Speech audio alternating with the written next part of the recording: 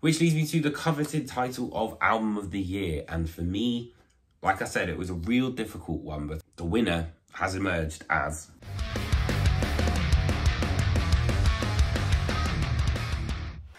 Welcome back, and hello if you are new. So thank you ever so much for tuning in to what is going to be my final video of 2023. I wanted to kind of have a quick little mention to some of the albums that I worked on at Kscope and Peaceville. And because they're just absolutely fantastic bands. Some of the artists I think are, you know, very much kind of deserving of a bit of limelight being shone on them. So here are some of my, you know, like favourite campaigns that I worked on, which was Hellripper, Warlocks, Grim and Withered Hags. Absolutely amazing record. He has improved in every single possible way, and James is also the nicest dude ever. Bruce Sword's Luminescence, which is a beautiful acoustic solo album, kind of like quite introspective, very emotional. Then we've got Empire, Relentless, which came out in March. These guys are absolutely amazing. I love their work ethic, and I love the way that they're able to turn even the most simple things into something that could be a really interesting idea for fans. And then you've got the darker side of things, which is Autopsy and Ashes, Organs, Blood and Crypts, which I've seen on a lot of year-end lists already. Absolutely love Autopsy, have done for many, many years. Really cool to work with those guys. Chris is absolutely such a lovely dude. And yeah, really, really stoked on that record. And I would say probably my favourite album that I've worked on this year in terms of frontline releases is Dod Heimsgard's Black Medium Current.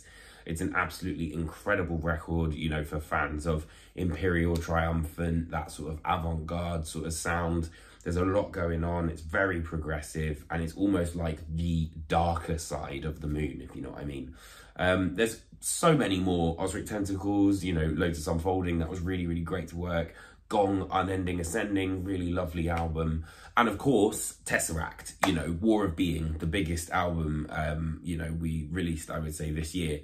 Absolutely fantastic record. Tesseract are the best dudes.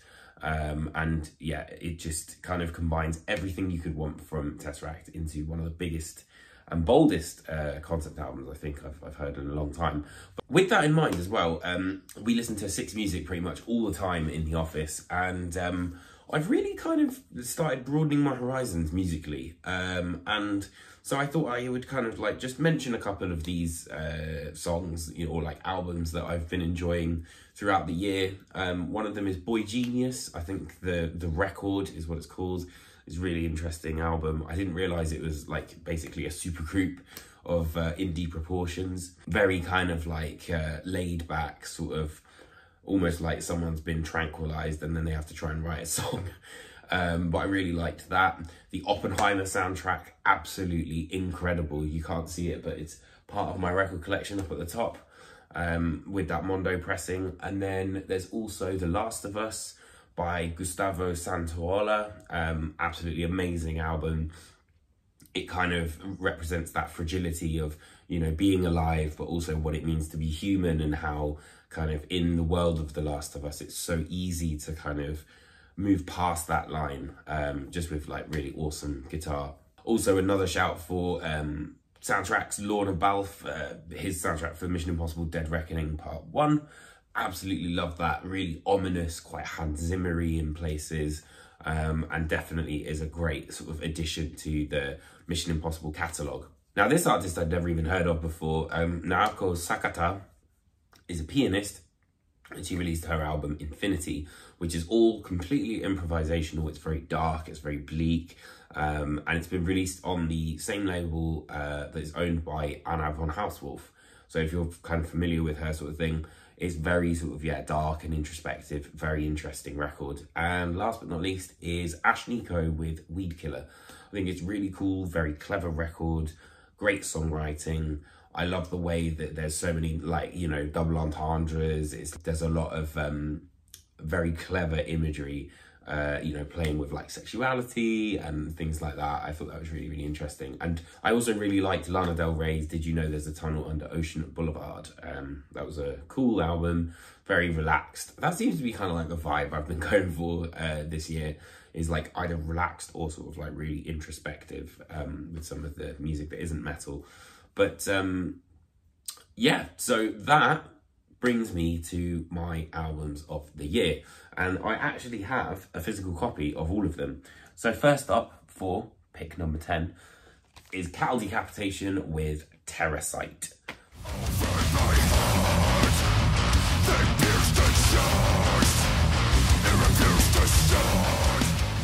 Where do we go from the end? Cattle Decapitation very much answered that question with the vehement, introspective world of Terrorsight. The band awoken from their chrysalis to show us that humanity really is the gift that keeps on giving, and even after we have completely fucked up the entire world, we're still here, still consuming in this roach-like form. Lyrically, I think it might be the best and ironically most human release that we've heard from the band. And I think it's incredibly vulnerable from Travis Ryan for sure. And for me, that was kind of like the final boundary that we could have broken through with Cattle Decapitation, is, you know, having more of an emotive slant to it. Musically, I think the band, you know, incorporate even more layers to their already very established sound. There's a lot more, you know, playing with melodies and texture and things like that, which I think is only going to add to their arsenal. In all honesty, an essential listen for any extreme metal fan. So after 2020's absolutely brilliant A Romance with Violence, Wayfarer returned with American Gothic.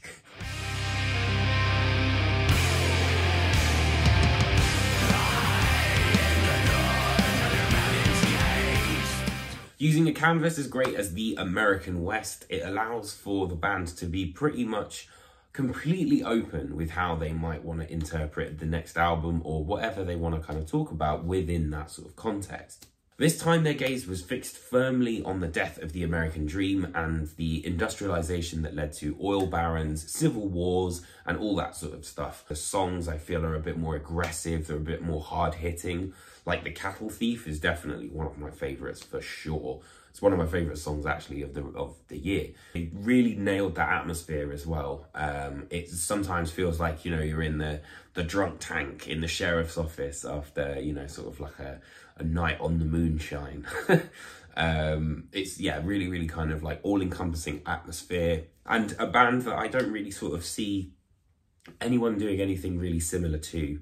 So they are very much unique and completely in their own field. So after conquering the colour wheel, Baroness moved on to the Elemental with Stone. I love that I'm holding these, like, you know, those catalogue models.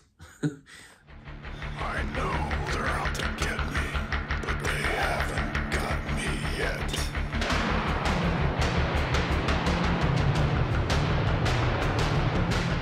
Definitely continues that sort of progressive idea that the band were doing. You know, this is the first time that the band have actually returned with the same lineup. It was also completely produced by the band. And I think, you know, where Golden Grey was great, I think there was a little bit of fat on there. Here, this is a lot more lean. I think the songs are even more streamlined and they're looking at kind of what would best serve the song. And, you know, there's more experimentation on here as well. Like, for example, Choir, you know, kind of reminded me of Tom Waits in certain aspects. But then, of course, you've got the likes of like Last Word, you know, Beneath the Rose, all that sort of like classic Baroness that you would want. But I think that really they have kind of put together a record that is everything that you would kind of want from early era Baroness and sort of this newer era as well, and done so in an incredible fashion. After the 1-2 punch of Vector and Virus, Virus was one of my actual albums of the year when it was released. I think that Haken have come back with one of their strongest records since The Mountain in the form of Fauna.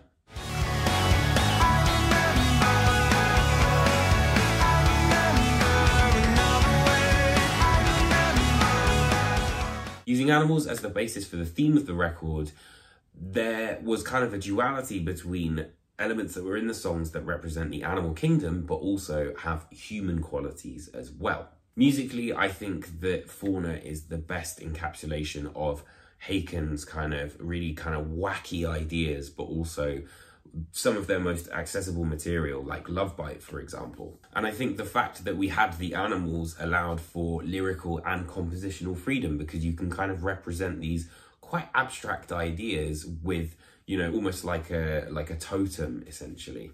I think actually Ross had said that in the interview that I spoke to him with.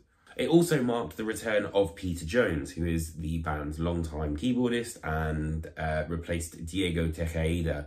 And his style is very, very different. It's more kind of atmospheric and kind of brings the sort of great whole of the band together. So that was really interesting. And I think he's done an amazing job. You know, he's had some pretty big shoes to fill. And I like the fact that it's so different that you can definitely tell that there is a new keyboard player. Next up is an album that I have been listening to, not just for the year, but actually a year and a month. Because I got the promo for this back in, I think, November 2022. And that is Ahab's The Coral Tombs. So close.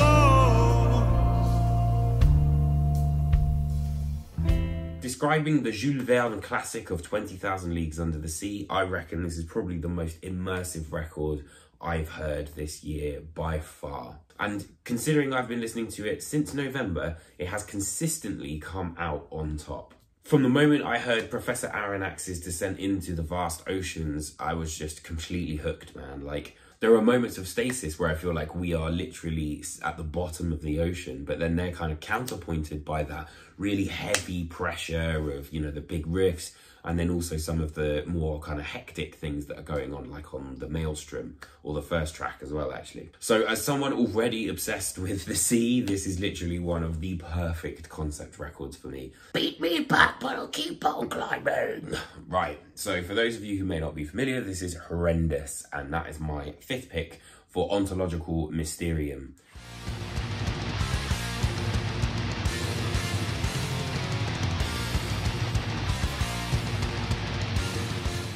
With each album, the band have been slowly but surely shaping a sound which is quintessentially horrendous and absolutely sounds like no one else. There's hints of cynic and atheist and death and all this sort of stuff, borrowing elements of, you know, jazz, avant-garde, death metal. They've created this kind of Frankenstein's monster of what their sound has been in the past. And then this kind of heavy metal, really quite weird. I remember the first time I listened to this and I heard the positive sort of sound, I was like, wow, this doesn't really sound like horrendous. But then the more that you listen to it, the more you understand all these layers and all these different things that they're doing. And that's what makes it such a great Frankenstein's monster. I think the band exists entirely in a world of their own. And that sort of sense of being, I guess, is really hanging in the balance throughout the entirety of this record. Up next, we have Urn and A Feast on Sorrow.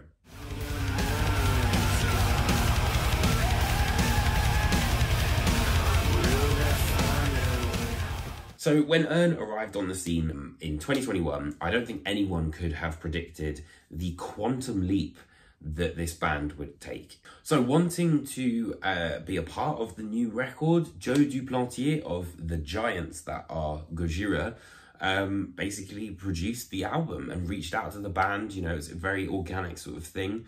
And I think that he has been able to instill his wisdom and his, you know, kind of experience, I guess, but without kind of compromising any of Urn's sound. This is absolutely 110% their record. I have to say though, the production on here is absolutely perfect. You know, he's really nailed that sense of an organic tone, but also sounding absolutely enormous when you need it to. And I think it has to be a real sounding record because, you know, the topics that are explored on here are Alzheimer's, dementia, and all of the various stages of living with that disease. It's the raw pain and anguish, I think, that you can hear in Joe's voice, and that's melded with the Herculean power of the drums, the lovely melodies of Angus's guitar. It's just absolutely brilliant, and you definitely need to listen to this album. As anyone who knows me will definitely attest, I am a huge fan of Steven Wilson's solo records, and Porcupine Tree, of course. And considering this was only released in September, it has absolutely rocketed into my albums of the year, and that is the Harmony Codex.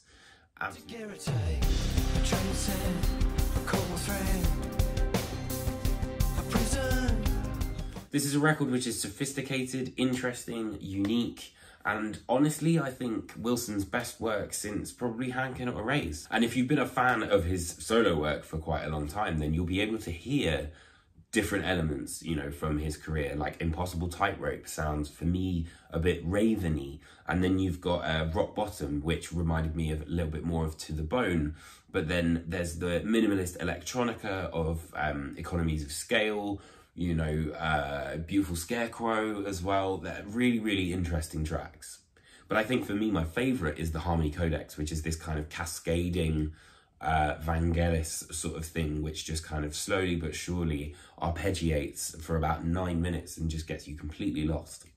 And in all honesty, I think this record was, you know, created to be more of an experience than just, you know, an album. And, you know, I'm sure you guys have seen this, but I was very fortunate to go to one of the playbacks of the record in spatial audio, and it was absolutely amazing. I cannot recommend any experience with any music and, you know, like that. But with this particularly, because it was mixed specifically for that, it moved around my head, and every time I listen to it now, it just makes me think of that. And it's just absolutely amazing. Really, really quite surprised at how brilliant this has been, and how quickly it's gone up to right to the top of my albums of the year. Okay, right, full disclosure between these two, it has been neck and neck pretty much the whole time. I think you guys will know what two albums I'm talking about, but I think, you know, what kind of just brought this one down ever so slightly is that it didn't have the emotional heft of what my album of the year is Avenged Sevenfold's Life Is But a Dream at my number 2.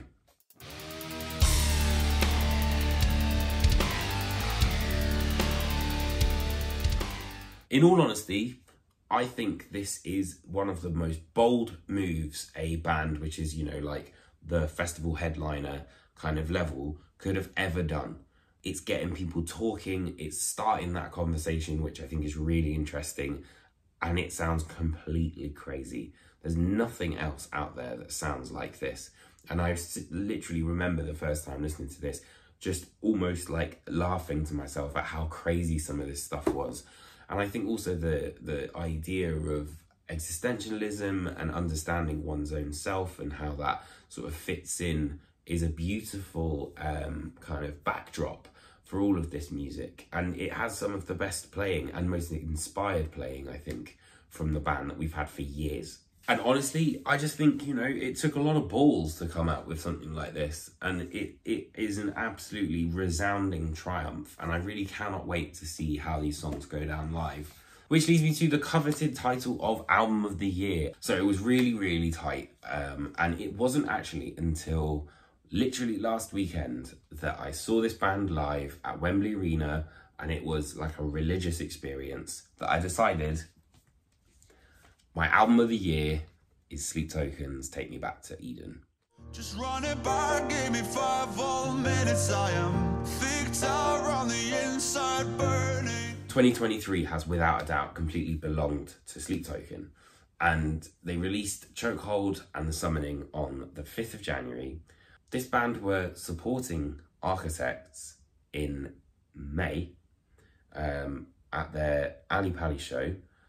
A month afterwards, they announced their headline date at Wembley, and it sold out in 10 minutes. It's utterly incredible what is happening with this band. And the reason I've put this as my album of the year is because it really actually made me feel something. And that's, I think, the one problem I had with Avenged Sevenfold. As much as I loved it, and I loved the quirkiness of it, it literally, you know, this record made me actually cry, and that hasn't happened for a very, very long, if ever, to be honest. But it's such a beautiful ending to this trilogy, whilst also pushing things further forward. And, you know, with the platform that Sleep Token have now, it's going to be so interesting to see where they go next and what their next sort of plan of attack is, you know, especially because they've finished this trilogy. So in some ways, they've got a completely new slate and they could do whatever they want. I think they'll do whatever they want anyway, and people will enjoy it. But, you know, for better or worse, if you love Sleep Token or if you don't love Sleep Token, everyone's been talking about this band this year, and I don't think there's been, you know, an artist like that that's kind of really dominated to that level and in such a young sort of capacity in quite some time. And for me, it's permeated every single aspect of my year. It's a record that I've come back to again and again and again and again and again. And it still sounds fresh. It still sounds interesting. It's intelligent, you know, bringing different ideas together, different genres, and tying it all up with that sundowning. So that is my album of the year, Sleep Tokens, Take Me Back to Eden. So that's it. I hope you guys enjoyed my albums of the year video. Again, sorry it took so bloody long, but everything's mega stressful at the moment. And I also just want to say thank you so much for another year of watching my videos, reviews, interviews, all that sort of stuff. I have to say this channel has brought me a lot in my life. You know, it's definitely helped my career. It's introduced me to my wife, you know, from like working with all the different labels and stuff. It's honestly, and you know, I'm very fortunate to look at my record collection and think I've interviewed quite a lot of these people, and that is not lost on me ever. You know, I love chatting about music, chatting to musicians, and you know, it really is a privilege, and I thank you guys as well for tuning in, because you don't have to. There's a million other YouTubers, there's loads more with way more views and, you know, probably way better content than me, but you guys always come back, and I really appreciate that. So 2024 will be normal stuff. I've already got some pretty cool interviews in the bag for that, so stay tuned. So yeah, let me know what you think of my choices underneath me. Let me know what your albums of the year are, and most importantly, have a wonderful Christmas and a very prosperous and happy new year. And I'll see you guys in January for 2024. Thank you so much again. Take care, guys.